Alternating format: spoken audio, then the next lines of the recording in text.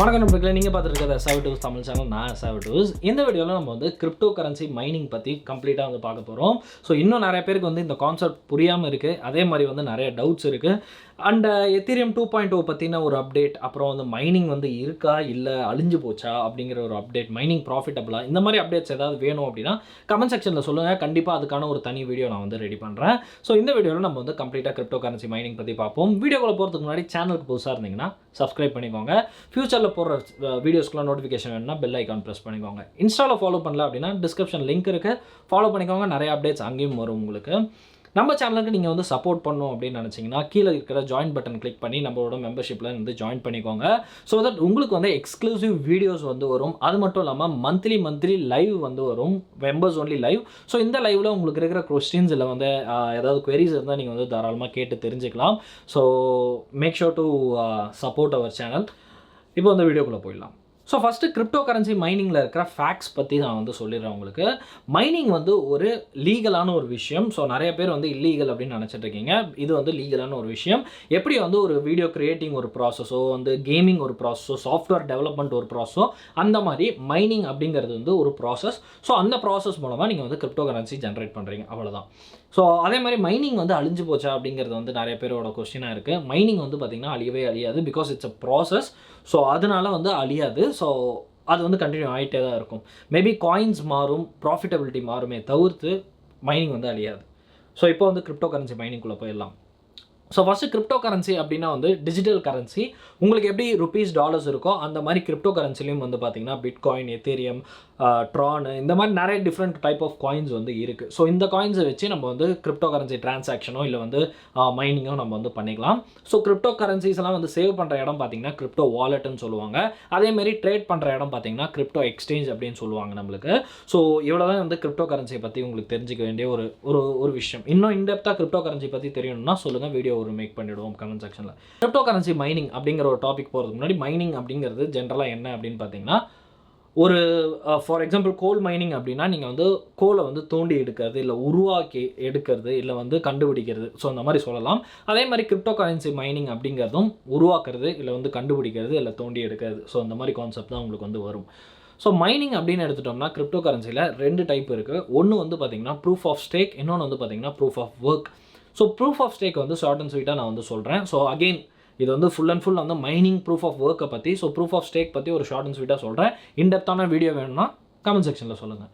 So proof of stack அப்படிங்கிறது வந்து பார்த்திங்கன்னா, for example certain amount of ஒரு காயினை நீங்கள் வந்து ஹோல்டு பண்ணுறீங்கன்னா அதை வந்து ஸ்டேக் பண்ணுவீங்க சில வெப்சைட்ஸில். ஸோ அந்த ஸ்டேக் பண்ணுற காயின்ஸ் வந்து பார்த்திங்கன்னா உங்களுக்கு ஒரு நோடாக வந்து ஆக்ட் ஆகும். ஒரு டிரான்சாக்ஷனுக்கு உங்களுக்கு வந்து இவ்வளோ அப்படிங்கிற ஒரு அமௌண்ட் வந்து ஒரு டிரான்சாக்ஷன் ஃபீ வந்து உங்களுக்கு வந்து கிரெடிட் ஆகிட்டே இருக்கும். ஸோ இந்த டிரான்சாக்ஷன் ஃபீ தான் உங்களுக்கு வந்து இன்ட்ரெஸ்ட் வைஸ் உங்களோட எவ்வளோ இன்வெஸ்ட் பண்ணியிருக்கீங்களோ அதுக்கேற்ற மாதிரி உங்களுக்கு வந்து டெபாசிட் ஆகும். ஸோ இதுதான் வந்து ப்ரூஃப் ஆஃப் ஸ்டேக்கிங் அப்படின்னு சொல்லுவாங்க. ஜஸ்ட் நான் வந்து ஸ்க்ராட்ச் தான் பண்ணியிருக்கேன், உள்ள பெரிய ஒரு ஆலமரமே இருக்குது. ஸோ எத்தீரியமும் வந்து பார்த்திங்கன்னா எத்தீரியம் 2.0 கன்வெர்ட் ஆனது வந்து பார்த்திங்கன்னா ப்ரூஃப் ஆஃப் ஸ்டேக்கிங்னால தான். பிகாஸ் ப்ரூஃப் ஆஃப் ஸ்டேக்கிங்க்கு எத்தீரியம் ஆனதுனால 32 எத்தீரியம் நீங்கள் வந்து ஸ்டேக் பண்ணுறது மூலமாக உங்களால் ஒரு இண்டிவிஜுவலான ஒரு ஸ்டேக் வந்து பண்ண முடியும். அதாவது சோலோ ஸ்டேக்கிங் வந்து பண்ண முடியும். ஸோ பண்ணி அதுலேருந்து உங்களுக்கு டிரான்சாக்ஷன் வர ரிவார்ட்ஸ் எல்லாம் வந்து எடுத்து ஸோ நீங்கள் வந்து அதுக்கான இன்ட்ரெஸ்ட் நீங்கள் வந்து கலெக்ட் பண்ணுவீங்க. ஸோ இது வந்து பார்த்திங்கன்னா ஒரு ஃபிக்ஸ்டு அமௌண்ட் இத்தனை நாள் நீங்கள் வந்து ஹோல்டு பண்ணணும் அப்படின்னு இருக்கும். சிலது வந்து பார்த்திங்கன்னா எப்போ வேணாலும் எடுத்துக்கலாம், அந்த மாதிரியும் இருக்கும். So depends on the type of staking நீங்கள் போகிறதுக்கு, நீங்கள் என்ன ஸ்டேக்கிங் போகிறீங்களோ அதுக்கேற்ற மாதிரி உங்களுக்கு வந்து இருக்கும் இது. ஸோ இப்போ வந்து ப்ரூஃப் ஆஃப் ஒர்க் நம்ம வந்து வந்துடும். ஸோ இதுதான் வந்து ஆக்சுவல் மைனிங் அப்படின்னு சொல்லலாம். ஸோ இந்த ப்ரூஃப் ஆஃப் ஒர்க்கில் வந்து பார்த்திங்கன்னா நிறைய ஹார்ட்வேர்ஸை யூஸ் பண்ணி பண்ணுவாங்க. ஸோ ஜென்ரலாக வந்து ப்ரூஃப் ஆஃப் ஒர்க்கில் மைனிங் எப்படி நடக்கும் அப்படிங்கிறத நான் வந்து எக்ஸ்பிளைன் பண்ணிடுறேன். நெக்ஸ்ட்டு ஹார்ட்வேர்ஸ் பற்றி பார்த்துருவோம் நம்ம. ஸோ ப்ரூஃப் ஆஃப் ஒர்க்கில் வந்து பார்த்திங்கன்னா மைனிங் அப்படிங்கிற ஒரு கான்செப்ட் எப்படி நடக்கும்னா, ஒரு ஹார்ட்வேர் இருக்கும். ஸோ அந்த ஹார்ட்வேரோட கம்ப்யூட்டேஷனல் பவரை யூஸ் பண்ணி சர்டன் பிளாக்ஸ் வந்து அது வந்து உருவாக்கும் இல்லை வந்து சர்டன் பிளாக்ஸை வந்து அதை வந்து சால்வ் பண்ணும். ஸோ அந்த பிளாக்ஸ்லாம் வந்து பார்த்திங்கன்னா என்ன அப்படின்னு பார்த்தீங்கன்னா பிளாக் செயின் டெக்னாலஜி கீழே வரும். ஸோ இந்த பிளாக்ஸ் எல்லாமே வந்து ஒவ்வொரு டிரான்சாக்ஷனுக்கு வந்து ஹெல்ப் பண்ணும். ஃபார் எக்ஸாம்பிள் நான் வந்து ஏலேருந்து பிக்கு ஒரு சர்டன் அமௌண்ட் ஆஃப் காயின் வந்து நான் அனுப்புகிறேன் அப்படின்னா அந்த சர்டன் அமௌண்ட் ஆஃப் காயின் அனுப்புறதுக்கு நான் வந்து ஒரு டிரான்சாக்ஷன் ஃபீ பே பண்ணியிருப்பேன். ஃபார் எக்ஸாம்பிள் ஒரு 2 ரூபாவோ இல்லை ஒரு 10 ரூபாவோ நான் வந்து பே பண்ணியிருப்பேன் in terms of crypto currencies. So அந்த கிரிப்டோ காயின்ஸை வந்து என்ன நடக்கும் அப்படின்னு பார்த்தீங்கன்னா, இந்த பிளாக்ஸ் மூலமாக வெரிஃபை ஆகி இன்னொருத்தருக்கு வந்து போகும். அது வந்து ஒரு லெஜிட்டிமேட்டான ஒரு டிரான்சாக்ஷனாக இவங்ககிட்ட இத்தனை காயின் இருக்கா, இல்லை வந்து இவங்க ஃபேக் பண்ணியிருக்காங்களா, ஹேக் பண்ணி ஏமாற்றி அனுப்புகிறாங்களா, அதே மாதிரி இவங்களுக்கு இந்த காயின் எங்கேருந்து வந்துச்சு, ஸோ இவங்க யாருக்கு அனுப்புகிறாங்க, அவங்க ஒரு ஃபேக் பர்சனாக இல்லை வந்து ரியலான ஒரு பர்சனா, இல்லை வந்து பர்சன் இன் த சென்ஸ் இங்கே வந்து அக்கௌண்ட்டை மீன் பண்ணுறேன், அதே மாதிரி இந்த காயின்ஸ் எல்லாமே வந்து ஜென்யூனான காயின்ஸா அப்படிங்கிற வந்து மானிட்டர் பண்ணி இந்த மாதிரி பல பிளாக்ஸ் மூலமாக பாஸ் ஆகி போகும். ஸோ தட் பிளாக் செயின் டெக்னாலஜியில் இது வந்து வரும். அதே மாதிரி வந்து பார்த்திங்கன்னா ரொம்ப செக்யூர்டும் கூட நம்மளுக்கு. ஸோ யாருனாலையும் நடுவில் ஹேக் பண்ண முடியாது. அதே மாதிரி எந்த வழியாக போய் நம்ம சென்டரை வந்து ரீச் ஆகிருக்கு அப்படிங்கிறதும் நம்ம வந்து கண்டுபிடிக்க முடியாது. ஸோ ஒரு அனானமஸாக இருக்கும் அப்படின்னு சொல்லலாம். ஸோ இந்த மாதிரி ஒரு ஆக்ஷனுக்கு வந்து டிரான்சாக்ஷன் ஃபீ அப்படிங்கிறது ஒன்று இருக்கும். ஸோ அது ஒரு விஷயம். ஸோ நெக்ஸ்ட்டு வந்து பார்த்திங்கன்னா ஒரு பிளாக்கை சால்வ் பண்ணுறோம் அப்படின்னு சொன்னேன் இல்லையா.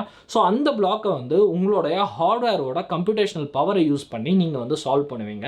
ஸோ அந்த சால்வ் பண்ணுறது மூலமாக உங்களுக்கு வந்து பார்த்திங்கன்னா சர்டன் அமௌண்ட் ஆஃப் ரிவார்ட்ஸ் அப்படின்னு வந்து கிடைக்கும். ஸோ ஃபார் எக்ஸாம்பிள் ஒரு 10 ரூபா ரிவார்டாக கிடைக்குதுன்னா, எத்தனை பேர் வந்து சேர்ந்து அந்த பிளாக்கை வந்து சால்வ் பண்ணாங்களோ அந்த 10 ரூபா அத்தனை பேருக்கும் வந்து டிவைட் ஆகிட்டு போயும்.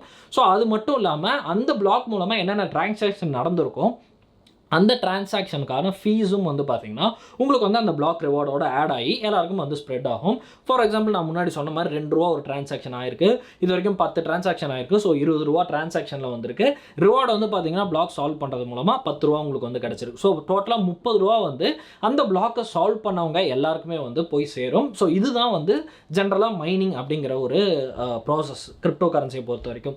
ஸோ இதுலேயே வந்து பிளாக் செயின்லேயே வந்து பார்த்திங்கன்னா பிளாக் செயின் டெக்னாலஜி நிறைய இடத்துல இம்ப்ளிமெண்ட் பண்ணியிருக்காங்க. ஸோ கூடிய சீக்கிரம் பேங்கிங் இண்டஸ்ட்ரியிலையும் வந்து பிளாக் செயின் டெக்னாலஜி இன்னும் வைடாக வந்து யூஸ் பண்ணுவாங்க. அதே மாதிரி வந்து பார்த்திங்கன்னா இந்த பிளாக் செயின் டெக்னாலஜி மூலமாக தான் இந்த கிரிப்டோ கரன்சி அப்படிங்கிற ஒரு நெட்வொர்க்கே வந்து நடந்துகிட்ருக்கு. ஸோ மைனிங் அப்படிங்கிறத நான் வந்து உங்களுக்கு என்ன அப்படிங்கிறது ஷார்ட் அண்ட் ஸ்வீட்டாக சொல்லிட்டேன். இப்போ வந்து எலாபரேட்டாக பார்ப்போம். ஸோ ஹார்ட்வேர்ஸை பற்றி ஃபஸ்ட்டு பார்த்துடலாம். ஸோ ஹார்ட்வேர்ஸ் அப்படின்னு எடுத்துக்கிட்டிங்கன்னா CPU இருக்குது. நீங்கள் வந்து CPUவால் மைன் பண்ண முடியும், GPUவால் மைன் பண்ண முடியும், அப்புறம் வந்து ASICஸ்னால் மைன் பண்ண முடியும், FPGA கார்ட்ஸ்னால் மைன் பண்ண முடியும். இந்த CPU அப்படிங்கிறது வந்து உங்களோட CPU வச்சு மைன் பண்ணுறது. வைட் வெரைட்டி ஆஃப் மைனிங் வந்து எதில் நடக்கும்னு பார்த்தீங்கன்னா, ஒன்று வந்து GPUவில் நடக்கும், ASICல நடக்கும். FPGA அப்படிங்கிறதும் வந்து பார்த்திங்கன்னா ஒரு ஸ்பெசிஃபிக் டைப் ஆஃப் கார்ட்ஸ் அதையும் யூஸ் பண்ணி மைன் பண்ணுவாங்க.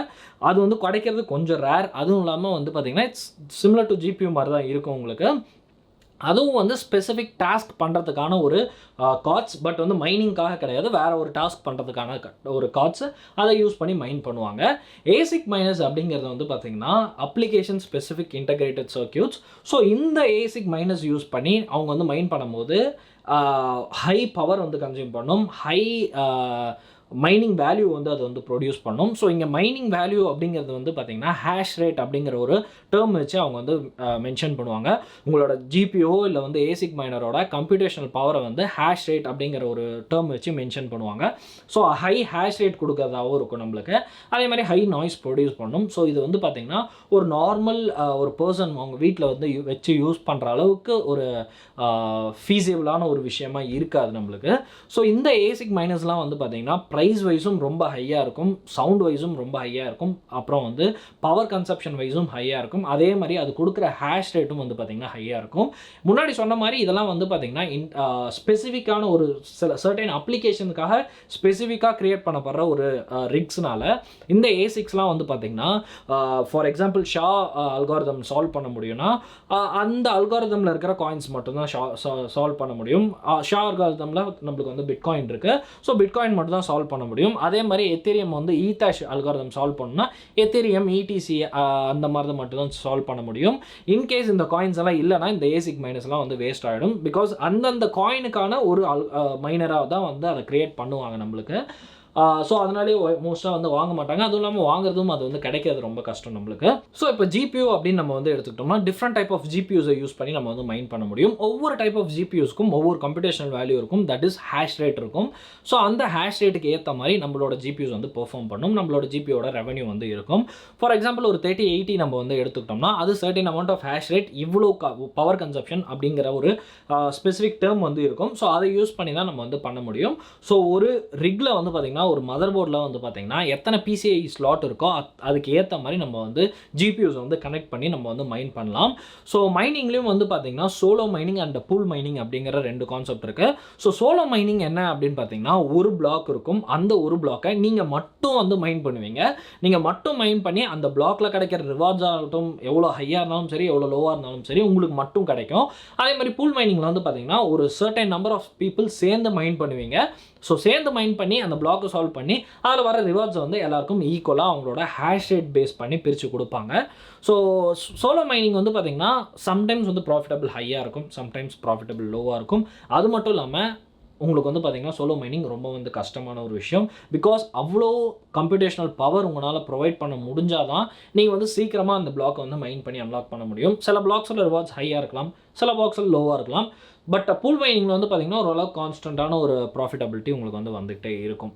ஸோ இப்போ வந்து மைனிங் ப்ராஃபிட்டபிலிட்டி அப்படிங்கிற ஒரு ஃபீல்டுக்குள்ளே வருவோம். ஸோ மைனிங் ப்ராஃபிட்டபிலிட்டி எப்படிலாம் வேரி ஆகும் அப்படிங்கிறத வந்து நம்ம வந்து பார்த்துருவோம்.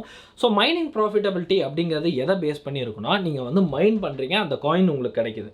அந்த காயின் எவ்வளோ கிடைக்குதோ அது வந்து மைனிங் ப்ராஃபிட்டபிலிட்டி கிடையாது. அந்த காயின் எவ்வளோ கிடச்சி அந்த காயினை நீங்கள் எவ்வளோக்கு விற்கிறீங்களோ அதுதான் வந்து மைனிங் ப்ராஃபிட்டபிலிட்டியை வந்து டிசைட் பண்ணும். ஸோ முதல்ல வந்து காயின் மைன் பண்ணுறதுக்கு உங்களுக்கு வந்து கம்ப்யூட்டேஷனல் பவர் வேணும். ஸோ அதில் வந்து என்னென்ன வேரியேஷன்ஸ் இருக்குது அப்படின்னு வந்து பார்த்தீங்கன்னா, ஃபஸ்ட்டு வந்து டேக் சைஸ். ஸோ உங்களோட ஜிபியோட டேக் சைஸ் வந்து முக்கியம். பிகாஸ் எத்தீரியம் அந்த போன்ற காயின்ஸ்லாம் வந்து பார்த்தீங்கன்னா 6GB அப்படிங்கிற ஒரு டேக் சைஸு தொட போகுது. ஸோ அந்த மாதிரி ஒரு கான்செப்ட் இப்போ எத்தீரியம் மைன் பண்ண முடியாது, நான் ஜஸ்ட் எக்ஸாம்பிளுக்காக சொல்கிறேன் உங்களுக்கு. ஸோ அந்த மாதிரி ஒரு டைமில் வந்து நீங்கள் வந்து ஒரு 6GB இல்லை 4GB கிராஃபிக் கார்டு வச்சுருந்தீங்கன்னா உங்களால் மைன் பண்ண முடியாது அந்த பர்டிகுலர் காயினை. அதோட டேக் சைஸ் வந்து மீட் பண்ணணும். ஸோ ஃபார் எக்ஸாம்பிள் இப்போ எத்தீரியம் நீங்கள் மைன் பண்ணுறீங்கன்னா மினிமம் 6GB ஆர் மோர். ஸோ 8GB வாங்குறது வந்து பெட்டரான ஒரு விஷயம் எந்த ஒரு சுச்சுவேஷனில் இருந்தாலும்.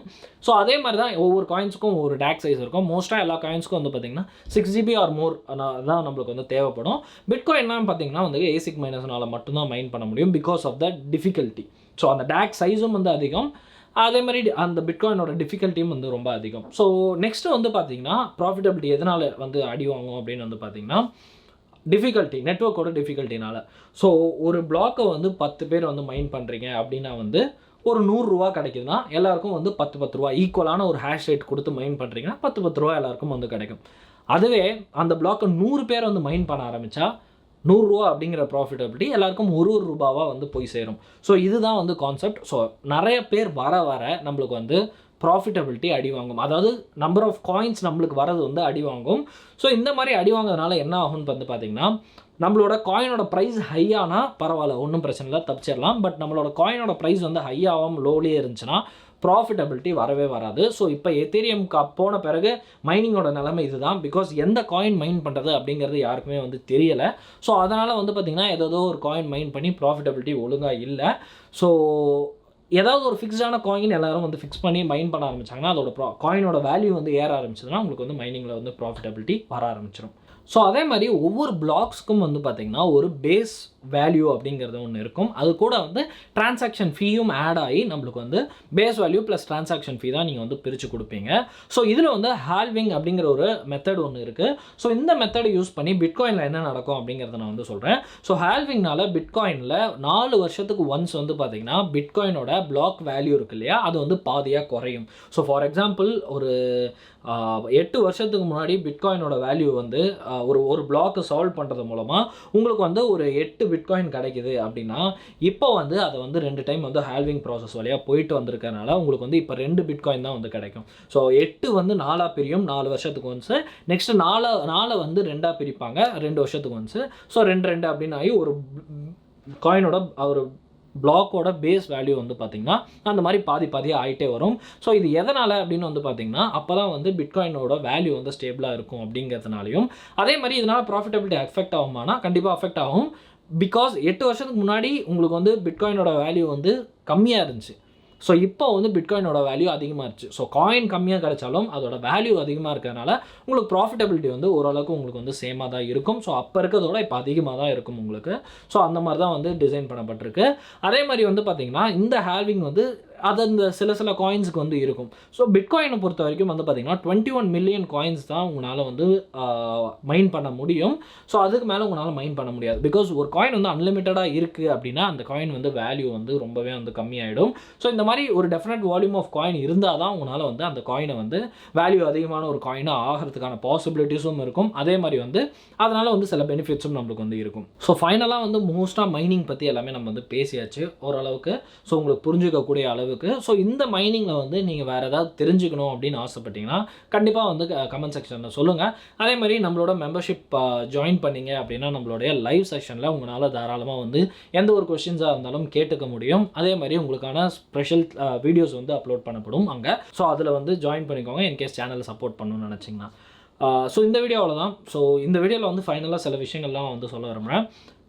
பிடிசி அப்படிங்கிறது வந்து பார்த்திங்கன்னா ஒரு 2009 உருவாக்கப்பட்ட ஒரு காயின். ஸோ அது வந்து ஒரு மைனபிள் காயின் ஜிபியூனால். ஸோ மைன் பண்ணிகிட்டு இருந்த பிறகு ஒரு சர்டன் பீரியடுக்கு அப்புறம் அதோட டேக்ஸ் சைஸும் இன்க்ரீஸ் ஆச்சு, மைன் பண்ணுற டிஃபிகல்ட்டியும் இன்க்ரீஸ் ஆச்சு. ஸோ அதனால் அது வந்து ஏசிக் மைனஸ்க்காக மாறிச்சு. ஸோ அதுக்கப்புறம் வந்து பார்த்திங்கன்னா இடிசி அதாவது இடிஹெச் அப்படிங்கிற ஒரு விஷயம் வந்து வந்துச்சு. எப்போனா 2015. ஸோ 2015 எத்தீரியம் வந்த பிறகு பிட்காயினில் என்னென்ன குறைகள் இருக்கோ அது எல்லாமே ஃபுல்ஃபில் பண்ணி தான் எத்தீரியம் வந்து கண்டுபிடிக்கப்பட்டது. ஸோ கண்டுபிடிக்கப்பட்டு எத்தீரியம் வந்து இத்தனை நாள் வரைக்கும் மைன் பண்ணிகிட்டு இருந்தோம். எத்தீரியம் 2.0 வந்துச்சு, மைன் பண்ண முடியாது.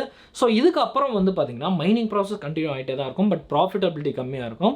ஸோ இதுக்கப்புறம் எத்தீரியம் மாதிரி இன்னொரு காயின் வந்து எமர்ஜ் ஆகலாம். ஸோ அந்த காயினை வந்து பார்த்திங்கன்னா மைன் பண்ண ஸ்டார்ட் பண்ணலாம்.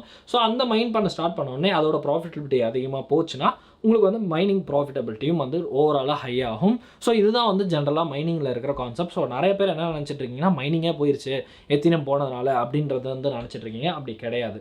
ஸோ கொஞ்ச நாள் வெயிட் பண்ணணும், வெயிட் பண்ண பிறகு கிடைக்கும். பட் அது எவ்வளோ நாள் வெயிட்டாக இருக்கும் அப்படிங்கிறது யாருக்குமே வந்து தெரியாது. பட் கரண்ட்லி மைனிங் வந்து அவ்வளோ ப்ராஃபிட்டபிளாக இல்லை, பட் மைனிங் வந்து இருக்குது. ஸோ இதை தான் நீங்கள் வந்து தெரிஞ்சுக்கணும். ஸோ இந்த வீடியோ வந்து உங்களுக்கு பிடிச்சிருக்கும் அப்படின்னு நான் நம்புகிறேன். ஸோ இதுக்கு அடுத்தது நிறையா மைனிங் ரிலேட்டடான வீடியோஸ் நிறைய பேர் ரெக்வஸ்ட் பண்ணதுனால கண்டிப்பாக வந்து வரும் நம்ம சேனலில். ஸோ அதெல்லாம் பார்க்கணும் அப்படின்னா சப்ஸ்கிரைப் பண்ணி பெல் ஐக்கான் வந்து ப்ளஸ் பண்ணி வச்சுக்கோங்க. இந்த வீடியோவில் தான் அடுத்த வீடியோவில் நான் உங்களை சந்திக்கிறேன். நன்றி.